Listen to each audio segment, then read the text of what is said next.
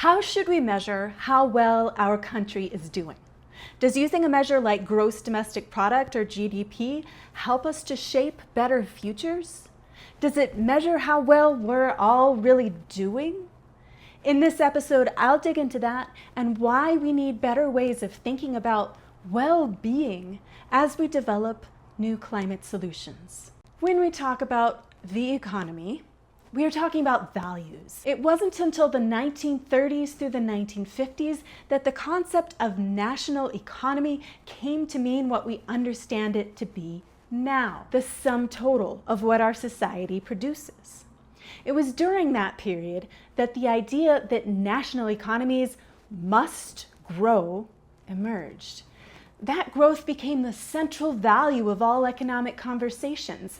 Is the economy growing this year? How much did it grow last year? Is the number of jobs growing? Well, we can absolutely see why we would glom onto that value of growth and hold on to it for nearly a century. Growth is good, right? Children grow up, plants grow. These are good things, right? But the thing was, the way these things called national economies were measured in this period, and in most ways, the methods that we use to measure them now were very narrowly defined. After all, we were then coming in the 1930s into the 1950s out of a very turbulent period. We had just experienced 2 world wars and a Great Depression. In the US alone, the Great Depression resulted in 25% unemployment levels at the height of the crisis in 1933. Clearly, livelihoods, as we understand them today, where we expect that we buy the basic necessities of life, were devastated when 25% of those desiring work could not find it. So, no job, no livelihood. So measuring how much was being produced in a country, which is one of the ways we measure gross domestic product, seemed pretty obvious and vital as we emerged from this period. Producing more must obviously, it seemed, mean that we could employ more people. More people employed equaled more people able to feed, clothe, and house themselves, right? And it sort of seemed like that in turn should equal people living better lives, right? It really does seem perfectly logical. A quick side note, the earlier version of measuring our national economies was with gross national product, which is a little bit differently measured than gross domestic product, but it's not something that really concerns our conversation here today. But back to it. So I was saying that our thinking was that if the country produces more, then there are more jobs. And if there are more jobs, then more people can feed, clothe, and house themselves.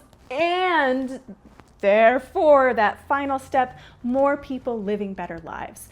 That all makes sense, right? Right? Okay. So this is where things start to get tricky. Did you see there where we made the amount that the society produces equal to how many people can feed, clothe, and house themselves equal people living better lives? With those assumptions in the middle tying them together, that how much a country produces equals people living better lives, well, the devil's in the details with these equivalencies. Why, you might ask? Because, well, let's take a look at some of the things we have come to value as good when measuring using gross domestic product. Gross domestic product is our tool in this case for measuring how much the society is producing, right? So what are we measuring? First up, and the main focus we'll use for our example today, healthcare expenditures. Well, great. You're spending money keeping people healthy, right? I mean, what's wrong with that? Well, let's start with how much we're spending. As of 2019, our country was spending $11,582 per person per year on healthcare. And it kind of sounds cheap knowing how much your health insurance costs, right? And okay, we've got to spend that much to keep people healthy. That's a good thing, right? Something we should value highly. Well, let's make a comparison to give some more context. In 2019, France spent about 4,040 euros per person per year on healthcare, and that's about $4,600 in 2019 dollars. So France spent a lot less on healthcare than we did here in the United States. Well, were people living better lives as a result of our spending compared to France's? Let's look at the results. In the US, 2019 life expectancy was 78.79 years. In France, it was 82.83 years. Well, that's not such a big difference, you might say. Well, not in and of itself, no. But for one, it is important to note that French life expectancy surpassed US life expectancy back in 1999. So French healthcare has been getting better and better compared to the US, while the US falls even as it spends more money. So let's take another couple of statistics to drive this point home. In 2019, the maternal mortality rate in the US was 18. That means that for every 100,000 live births, 18 women died. In France, that number was 8. You heard that right. Less than half as many women died in France in childbirth as a result of how healthcare spending was occurring. So, based at least on these two data points, life expectancy and maternal mortality, we don't seem to be spending our money very well. Why are we spending more than twice the money and getting worse results? Why are more than twice as many mothers dying? Answering those questions gets into a lot of the ways in which our healthcare system is in desperate need of permanent and long-term fixing. I'm not going to get into that today because our topic is GDP. Now, is GDP a good measure of our well-being? Based on those healthcare statistics, it doesn't really sound like it. So back to the crux of things. Remember that equation?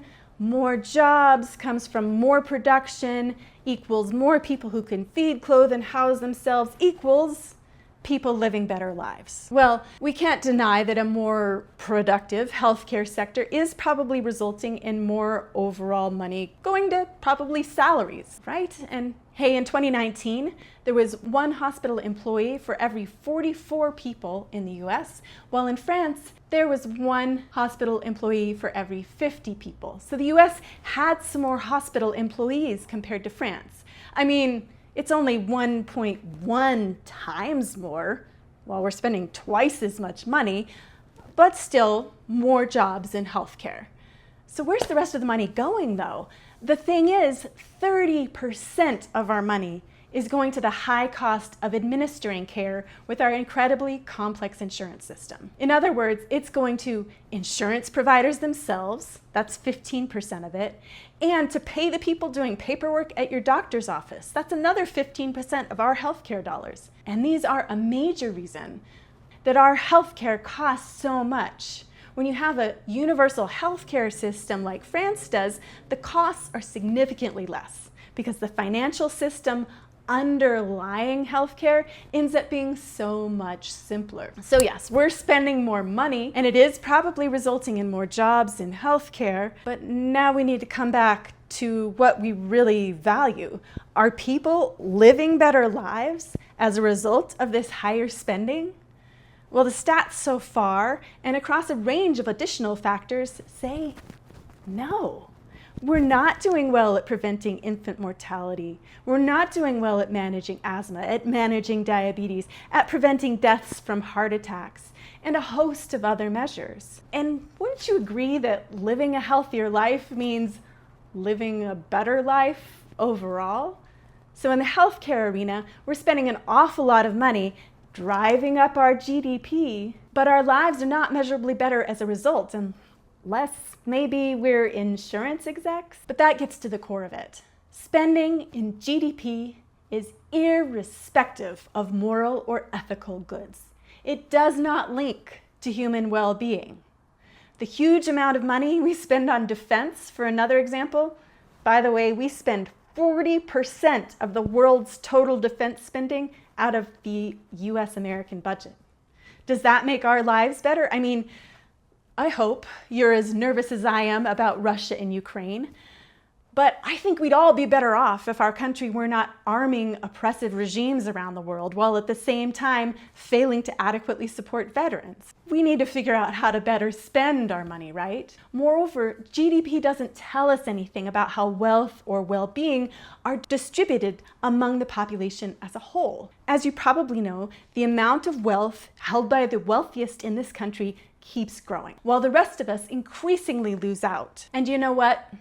CEO pay in particular is important to track here because it is an indicator of the GDP problem overall. GDP is measuring how much we produce or how much money we make out of what we produce.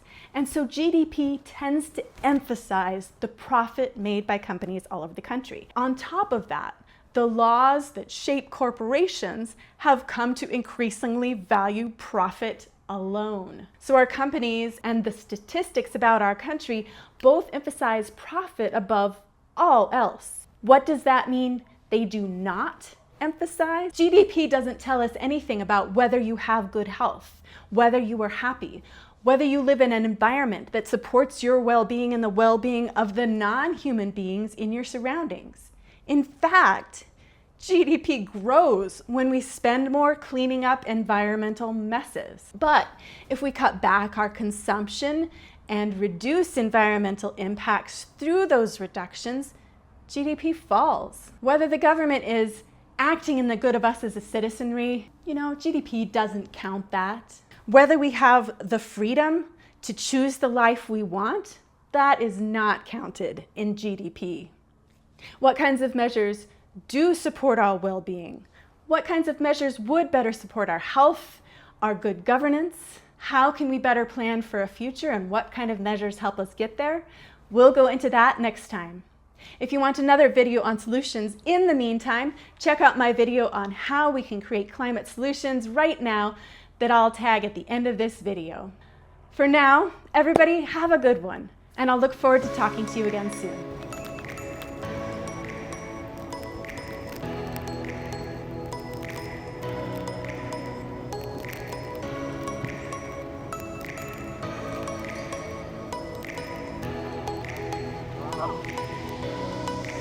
Oh.